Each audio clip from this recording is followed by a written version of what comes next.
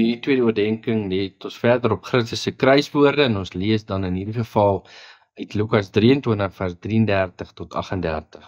Daar staan: En toe hulle op die plek kom wat hoofskedel genoem word, het hulle hom daar gekruisig en die kwaaddoeners, een aan die regter en een aan die linkerkant. En Jesus sê: Vader, vergeef hulle, want hulle weet nie wat hulle doen nie. En hulle het sy klere verdeel en die lot daaroor gewerp.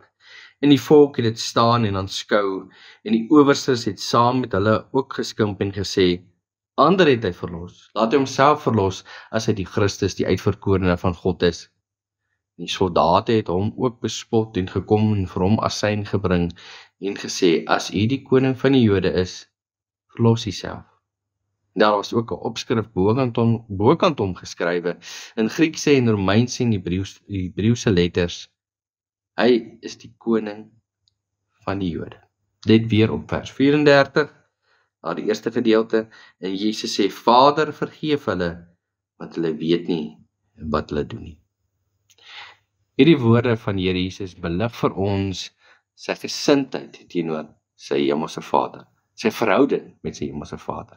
Ja, te midde van die lydingsbeker wat hy moes leeg drink, het hy nogtans in gebed vir sy hemelse Vader gevra dat hy hierdie mense moet vergewe, want hulle weet nie wat hulle doen nie.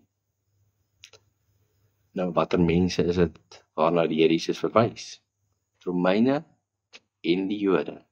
In eerste plek, die Romeine het gehoor van hierdie man, nie geweet wie hy eintlik is nie, maar het hom gesien as 'n opstoker, gevaar vir die magtige Romeinse ryk. Hy is moontlik een wat chaos kan veroorsaak. Hy is een wat moontlik opstand kan veroorsaak in die Romeinse ryk. En hulle kon nie dit dan ook waag nie, want wat gaan met die Romeinse ryk gebeur? Die Romeinse ryk mag nie val nie. Dit was 'n gevaar vir hulle.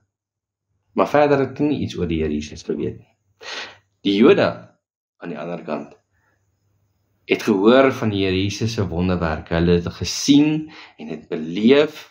Baie mense het daaroor gepraat. Die Here Jesus het met gesag geleer en hy het gepraat oor die Ou Testamentiese profeseë en hy het dit ook kom vervul. Maar ongeag het hulle hom gevat en hom aan Pontius Pilatus oorgelewer. Christus het onder hierdie man onuitspreeklike lyding beleef, verskriklike dinge ervaar. Later is hy aan die kruis vasgeslaan, soos ons gelees het, en ook goed ken uit die Bybelse geskiedenis uit. Hoe sou ons hierdie wandade hanteer het? Hoe sou ons daarop gereageer het?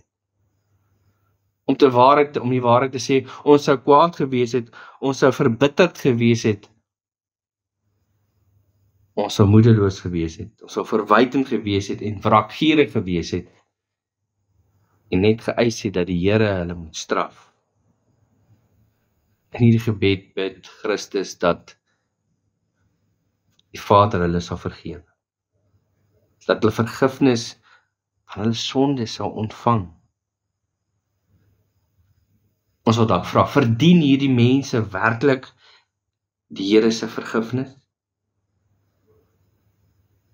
Ja, dis waar dat hierdie mense verskriklike dade verrig het, en in besonder aan die Seun van God, die Here Jesus Christus.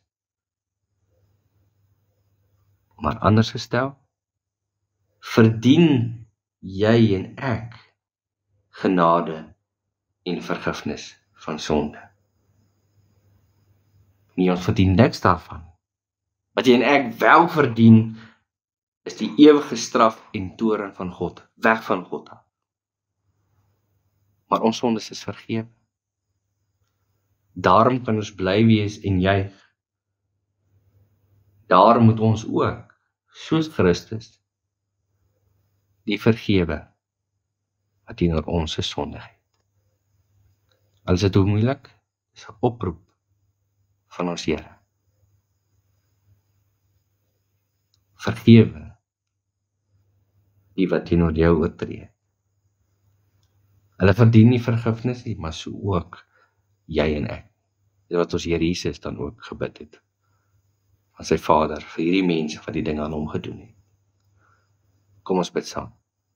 Here, help ons om genade aan ander te bewys, ook vergifnis aan die wat teenoor ons verkeerd opgetree het, wat ons leed aangedoen het. Dankie dat ons dit ook in die woord kan sien, hoe U uitgeroep het en gevra het, dat U, Hemelse Vader, hulle sal vergewe, want hulle weet nie wat hulle doen nie. Heilige Gees, versterk ons, en gee ons asseblief krag om dit te doen. Ons bid dit in die naam van Christus. Amen.